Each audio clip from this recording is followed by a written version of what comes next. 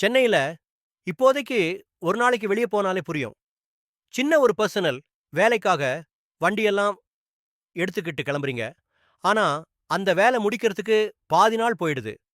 சில நேரத்துல ஆட்டோவா போனாலும், நிமிஷத்துல போக வேண்டிய இடத்துக்கு மணிக்கணக்காக ஆகுது.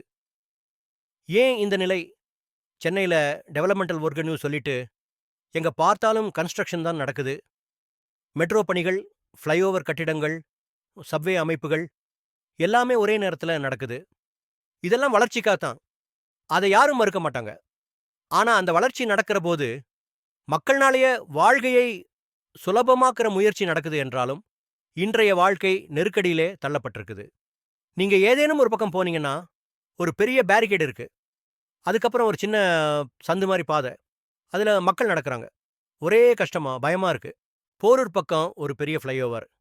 அதுல கன்ஸ்ட்ரக்ஷன் ஜோனுன்னு ஒரு பகுதியில மட்டுமே வண்டிகள் போக முடியும். அதே மாதிரி ஓஎம்ஆர் பக்கமும் இருபுறமும் மெட்ரோ கன்ஸ்ட்ரக்ஷன். தரமணி, கிண்டி, சிஎம், பிடி, வேளச்சேரி, மவுண்ட் ரோடு எங்க பார்த்தாலும் ஒதுங்கி ஒதுங்கி போற நிலை. இதுக்குள்ள தான் டி நகர்வும் இருக்குது. ஷாப்பிங்க்கு பிரபலமான இடம். பாண்டி பஜார், உஸ்மான் ரோட்ல டிராஃபிக் இருக்காம இருக்காதே. அந்த இடத்துல கூட இப்போ ஃப்ளைஓவர் வேலை நடக்குது.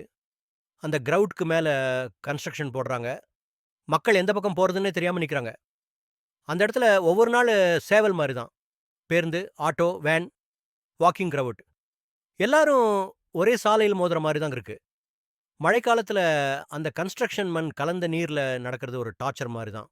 இப்படி எல்லா இடத்துலயும் ஃபுட்பாத்தை மூடி, ரோடை நேரோவா மாத்தி வச்சிருப்பாங்க. ஒரு இடத்துல போறதுக்காக பப்ளிக்கு ஆல்டர்னேட் ரவுட் கூட சொல்ல மாட்டாங்க. கூகுள் மேப்ல பார்த்தீங்கன்னா, டெய்னாம்பேட்ல இருந்து வெலாச்சேரி வரைக்கும் ரெட் லைன் தான். தினமும் அந்த இடம் பாதிக்கப்படுறது தான்.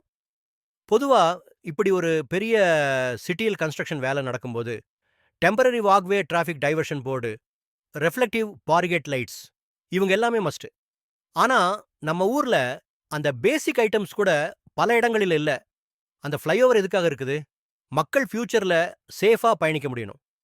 ஆனா, கன்ஸ்ட்ரக்ஷன் காலத்துல அந்த மக்கள் சேஃபா இருக்க முடியலன்னா, என்ன பயன்? நம்ம ஊர்லயும் பெங்களூர், ஹைதராபாத் மாரி வேலை நடக்கும்போதும், மக்கள் சௌகரியத்தையும் ஈக்குவலா கவனிச்சா, வளர்ச்சியும், வசதியும் சேர்ந்து வரலாம். ஒரு ஆம்புலன்ஸ் பாதிக்கப்படுறது, ஸ்கூல் வேன் டிலே ஆகுறது, வாக்கிங் ஆளுக்கு இடம் இல்லாம அந்த கன்ஸ்ட்ரக்ஷன் விஷயத்தில் விழுந்து காயமடைறது. இவையெல்லாம் எப்போதும் கதையாவது தான். நாமெல்லாம் சென்னை வளருதுன்னு சொல்லிக்கிட்டே இருக்கலாம். ஆனா, அந்த வளர்ச்சியில மக்கள் தவிக்கிறாங்கன்னு யாராவது கவனிக்கிறாங்களா? ஆனா, இதுல நாம பப்ளிக்கா யோசிக்கிறதோட கூட, நம்ம வாழ்க்கைய இன்னும் ஸ்மார்ட்டா பண்ண முடியாதா? இப்போ நீங்க வீட்டிலிருந்து வெளிய கிளம்புறதுக்கு ஜஸ்ட் 2 நிமிஷங்கள் முன்னாடி கூகுள் மேப்ஸ் ஓப்பன் பண்ணி, அ லைவ் டிராஃபிக் செக் பண்ணலாம்.